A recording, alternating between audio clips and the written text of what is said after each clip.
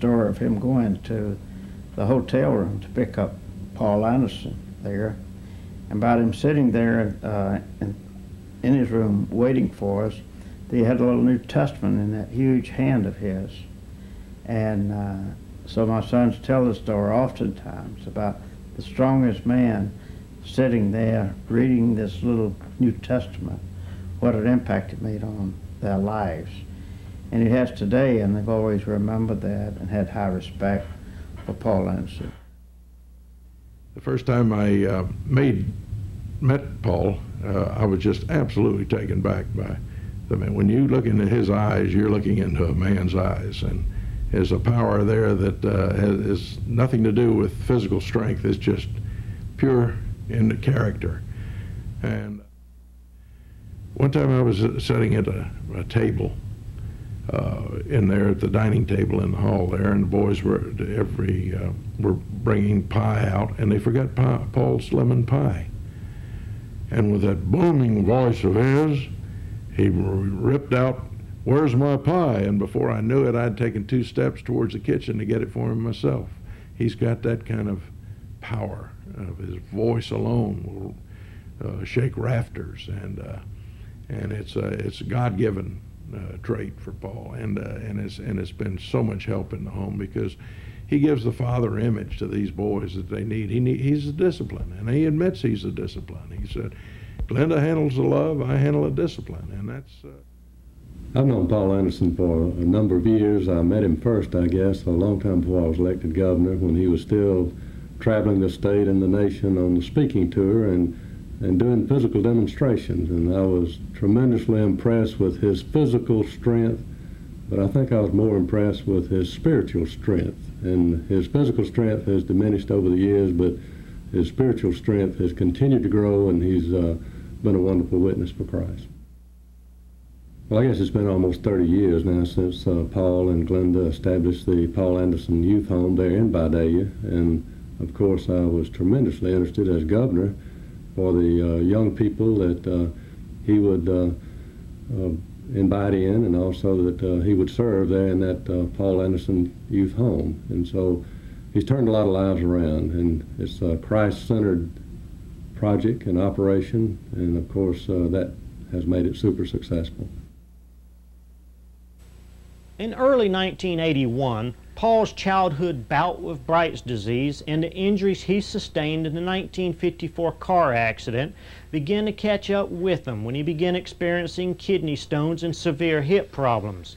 Despite a 6-week hospitalization to eliminate the stones, by June of 1982 he had developed end-stage renal failure, requiring dialysis. Pneumonia struck in March of 1983, and by May, due to further complications, it was decided that Paul undergo a kidney transplant. The donor was Paul's sister, Dot Johnson, from Toccoa. 10 months later, Paul's health had improved to the point that he was starting to walk on his own. But once again, he faced a major setback when he fell and injured his lower spine. Late in the same year, his colon ruptured, and the doctors gave him a 20% chance of survival. Even if he survived, doctors were afraid that the infections associated with the ruptured colon would certainly cause Paul to lose his transplanted kidney. Paul survived the ruptured colon as well as several other major illnesses since that time, and to present day continues to run and manage the Paul Anderson Youth Home with his wife Glenda, defeating all the odds against him. Though confined to a wheelchair and having gone through some 10 years of constant pain and dozens of emergency operations, Paul Anderson has never wavered in his devotion to Jesus Christ. I personally feel that the champion athlete owes a great deal to God. No matter what he believes, the debt's still there. He owes it to the young people to set a good example. I saw this rebutted in some newspaper material not long ago, saying, and several athletes were quoted, that they didn't owe anyone anything because it was their business what they did. Well, I just don't agree with that, because when you're given a gift, why, it should be used for something. I mean, it should be used to lead in the right direction, because the doors are open wide, just as the Bible tells us, and the door is even open wider, and wider and wider, the more famous you get for at being a good athlete. In February of 1992, 2 weeks after having emergency surgery, Paul Anderson was flown into Orlando, Florida, where he was recognized as the strongest man of the century. According to Tom Ciola, the promoter of the first Power and Strength Symposium ever held, there was never any question who should receive the award. We asked those interviewed throughout the country if they agreed with the symposium's choice. This is how they responded. If you could compare Anderson in his day with well, let's call it scientific knowledge that they had then, compared to what scientific knowledge they have now in the way of lifting weights, nobody's going to come near the man. Nobody.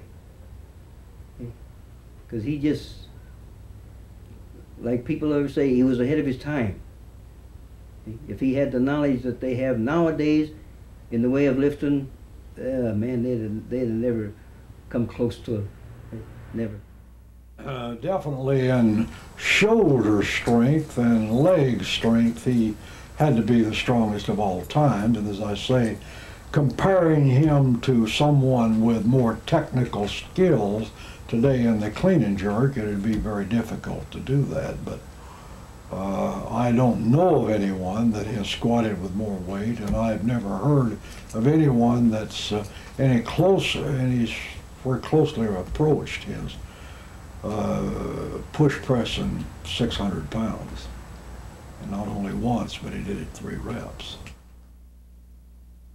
Okay, when it comes to discussing who the strongest man of all time might be, Paul Anderson has to be at the top of the list, because the things he did early in his career before powerlifting was even organized, some of those records still stand to today, and they've never been exceeded, and he doesn't have the advantage of the technique, the equipment and so forth that modern lifters use. So particularly in terms of squatting, he's in a category by himself. He just can't be compared to anybody. So when people ask me who the strongest man of all time is, I answer without any hesitation whatsoever, Paul Anderson. Just to give you an idea how some of the other notables in the iron game feel, let me read you a few experts. The late Harry B. Paschal, managing editor of Strength and Health magazine, called Paul Anderson the strongest man that ever lived. Jim McCarty, who is the only current elite in the 80s in both powerlifting and weightlifting, says that Paul Anderson was the greatest athletic strongman for his body weight that ever lived. His strength feats are unbelievable, but he may be an even greater humanitarian. Charles Frazier, writer for Muscle and Fitness magazine, said Paul Anderson is beyond doubt the strongest human being in world history. Larry Pacifico, who's a powerlifting legend, say none of the day's powerlifters can even hold a candle to the power of Paul Anderson. Bill Kazmaier, who is the undisputed current world's strongest man, said Paul Anderson is the true king of strength. Kenny Cray, notable iron game authority, said if we had someone like Paul Anderson today, the USA would once again be on top in lifting.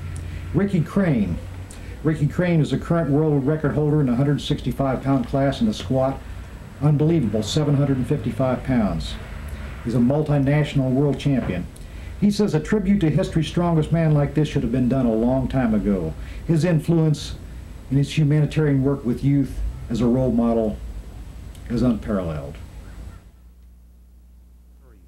As you have come to realize by now, the greatness of Paul Anderson flowed far beyond his weightlifting abilities and into the inner strength he has displayed in everyday life. Probably two of the closest people to Paul Anderson are his sister Dot Johnson of Toccoa, Georgia, and his beautiful wife Glenda. Let us listen to their feelings concerning the strongest man on earth.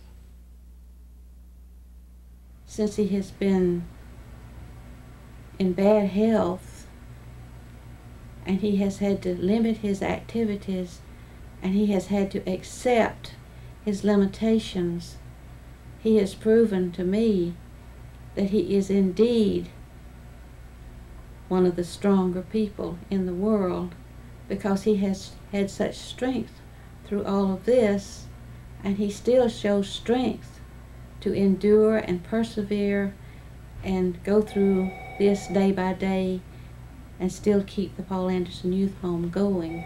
So I'm prouder of him for this than for winning the gold medal and for anything else that he has done. By many people, Paul has been described as a gentle giant, and I think that is, I think it's an excellent description for him. He is, perhaps they probably meant, as they described a giant, a person in stature and size. I think he's the giant of a man in his character and in who he is, his love for people, mostly his love for the Lord. Our boys through the years would probably tell you sometimes he's not real gentle in that he is a leader. He's a strong leader. We believe that God gave him the ability to be a father image, father figure, not a buddy figure. And because of that, I think he has the ability to be an authoritarian. And so he speaks sometimes rather strongly, perhaps firmly, but within that you feel love, nurturing, caring, and also there is that strength there that provides security, which I think is one of the gifts God's given him to do our work. So as being a gentle giant, he has a heart and a love for young people, for people in general. At the same time, what he says is the law in our family, in our circumstance. That doesn't mean that he and I don't make decisions together and we're not partners together, but the ultimate decision falls on the shoulders of my husband. He's my leader. He's my security. And I also think that provides for me that giant of security that I need, and in that we see what he has been to our young people as a father. I've seen a gentleness in him that probably few people have ever seen, but I've seen the gentleness of a tear in his eye when he's seen someone hurt, or when there's been concern over a fellow Christian who has stumbled and who's left the flock. Someone he's known who has been a godly man who has fallen away. And I've seen the heartbreak that is within him, the man, over the loss of this soul.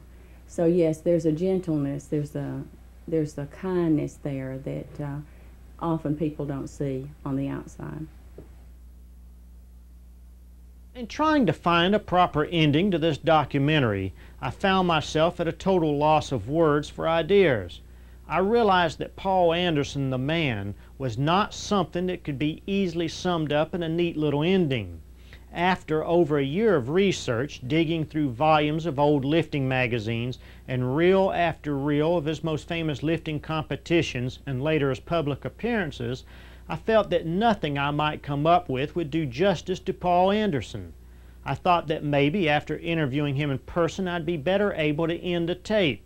All the interview did was convince me even more that Paul Anderson is indeed a true hero, and that nothing I could come up with would be fitting. It was only after hearing a speech made in February of 1992 in Atlanta, Georgia, that I knew I had my ending. The speech was made by Paul's daughter, Paula Anderson Schaefer, when she accepted on her father's behalf the prestigious Hall of Champions Award from the Fellowship of Christian Athletes. Over the last 10 or 11 years, my daddy's really suffered from many illnesses, and it's really taken its toll on him. He's lost his ability to lift great weight. He's lost his ability to walk. He is immunosuppressed.